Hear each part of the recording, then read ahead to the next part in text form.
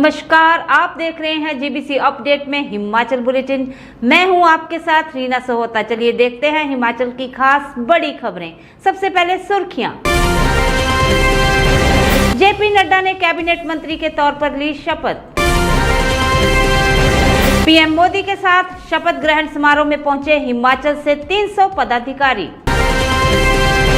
कुफरी में बना snow kingdom 12 महीने बर्फ का उठा सकेंगे लुत्फ। सबसे बड़ी चर्चा, मंत्री बनने पर अध्यक्ष पद से हटेंगे नड्डा, नए चेहरे को पार्टी की मिलेगी कमान। बारिश की संभावना के बीच 5 डिग्री तक चढ़ा पारा, हमीरपुर में सबसे अधिक रहा तापमान। 4 आतंकियों द्वारा वैष्णो देवी जा रही बस पर हमला। हिमाचल में विधानसभा की 3 सीटों के लिए उपचुनाव का शेड्यूल जारी। अनुराग ठाकुर को संगठन में मिलेगी जगह या होंगे हिमाचल की राजनीति में सक्रिय।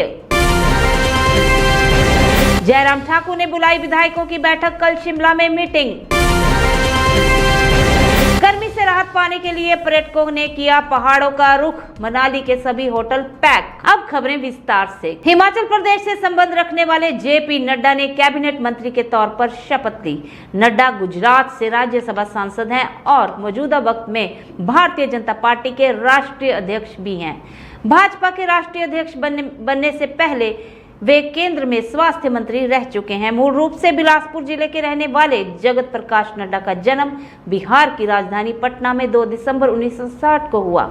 नड्डा के पिता पटना में विश्वविद्यालय में प्राध्यापक और रांची विश्वविद्यालय के कुलपति रहे। दिल्ली में पीएम मोदी के शपथ ग्रहण समारोह में हिमाचल से 300 पदाधिकारी शामिल हुए। भाजपा के राष्ट्रीय अध्यक्ष जेपी नड्डा ने हिमाचल भाजपा के पदाधिकारियों और कार्यकर्ताओं को शपथ समारोह में शामिल होने का न्योता दिया था। कैबिनेट में भाजपा के राष्ट्रीय अध्यक्ष जेपी नड्डा को भी शामिल किया गया है। हिमाचल प्रदेश के पर्यटन स्थल कुफरी में अब पर्यटक 12 महीने बर्फ का लुत्फ उठा सकेंगे। कुफरी में पर्यटकों को साल भर बर्फ का आनंद लेने के लिए स्नो किंगडम बनाया गया है। कुफरी प्राकृतिक सुंदरता और बर्फबारी के लिए प्रसिद्ध है। यह क्षेत्र हिमालय की निचली पहाड़ियों में बसा हुआ है। कुफरी में सर्दियों में नवंबर से फरवरी के बीच बर्फबारी होती है। सबसे बड़ी खबर, नरेंद्र मोदी रविवार शाम को तीसरी बार प्रधानमंत्री पद की शपथ ले चुके हैं। उनके साथ मंत्रिमंडल के सदस्य भी शामिल थे। राजनीतिक गलियारों में ऐसी चर्चा तेज है कि जगत प्रकाश नड्डा को भी मंत्री बनाया जा सकता है। जेपी नड्डा 2012 में राज्यसभा के सदस्य बने थे। 2014 में जब अमित शाह ने पार्टी के राष्ट्रीय अध्यक्ष का पद संभाला तो नड्डा को संसदीय बोर्ड में शामिल किया गया था। 2019 में अमित शाह गृह मंत्री बने तो नड्डा को भाजपा का राष्ट्रीय कार्यकारी अध्यक्ष बनाया गया। 2020 में उन्हें फुल टाइम अध्यक्ष चुना गया। प्रदेश में रविवार को वर्षा की संभावना के बीच धूप खिली और अधिकतम तापमान में 2 से 5 डिग्री सेल्सियस से अधिक की वृद्धि दर्ज की गई। अधिकतम तापमान में सबसे अधिक वृद्धि चंबा में 5.4, कांगड़ा व मनाली में 4 से अधिक और मंडी में 3.8 डिग्री दर्ज की गई है। न्यूनतम तापमान में गिरावट दर्ज की गई है। ऊना में 3.5 व चंबा में 2.9 डिग्री सेल्सियस की गिरावट आई है। बहुत ही दुखदाई खबर, जम्मू कश्मीर के रियासी जिले में रविवार शाम आतंकवादियों ने तीर्थ यात्रियों को लेकर जा रही एक बस पर गोलीबारी की, जिससे 9 लोगों की मौत हो गई और 33 अन्य घायल हुए हैं। पुलिस ने यह जानकारी दी।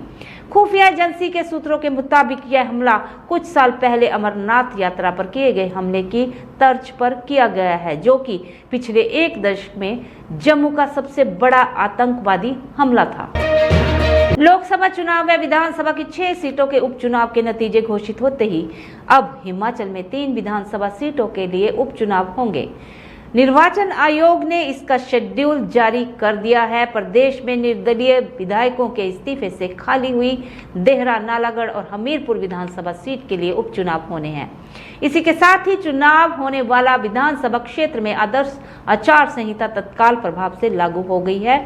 चुनाव आयोग के शेड्यूल के अनुसार 10 जुलाई को इन सीटों के लिए मतदान होगा। 13 जुलाई को मतगणना व नतीजे घोषित होंगे। 15 जुलाई से पहले चुनाव की प्रक्रिया पूरी की जाएगी। उपचुनाव के लिए 14 जून को राजपत्र में अधिसूचना जारी होगी। 21 जून को नामांकन दाखिल करने की अंतिम तिथि की गई है। हिमाचल प्रदेश से मात्र 4 सीटों के चलते मोदी के मंत्रिमंडल में एक ही मंत्री मिल पाया है। दिग्गज नेता जेपी नड्डा के मंत्री बनने से 2 बार केंद्रीय मंत्री रहे अनुराग सिंह ठाकुर को अभी इंतजार करना होगा। माना जा रहा है कि अनुराग ठाकुर को संगठन में बड़ा पद मिल सकता है।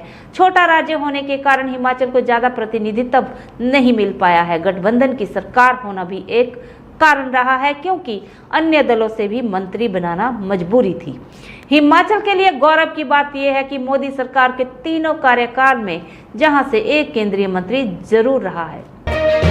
दिल्ली में नरेंद्र मोदी की सरकार बनने के बाद और हिमाचल में विधानसभा उपचुनाव में जीते विधायकों की शपथ से पहले नेता प्रतिपक्ष और पूर्व मुख्यमंत्री जयराम ठाकुर ने भाजपा विधायक दल की बैठक बुलाई है।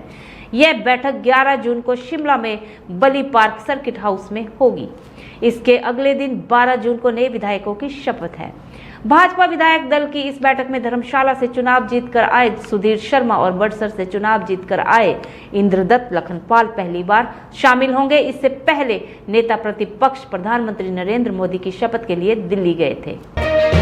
जून की तपिश से बचने के लिए मैदानी इलाकों से पर्यटक हिल स्टेशनों की ओर रुख कर रहे हैं। मनाली का पर्यटक सीजन खूब चमक रहा है। बड़े होटलों में 100% तक कमरे बुक हैं। छोटे होटलों में 70 से 90% तक कमरे पैक चल रहे हैं। इन दिनों रोजाना मनाली में 3000 से अधिक पर्यटक वाहन पहुंच रहे हैं। अप्रैल और मई में पर्यटकों की संख्या की अपेक्षा के अनुरूप रही थी। अब चुनाव संपन्न होने के बाद पर्यटकों की संख्या बढ़ गई है। हिमाचल बुलेटिन में आज के लिए बस इतना ही। जुड़े रहिए हिमाचल की ताजा तारीन खबरों के लिए जीबीसी अपडेट के साथ। तब तक के लिए जय हिमाचल,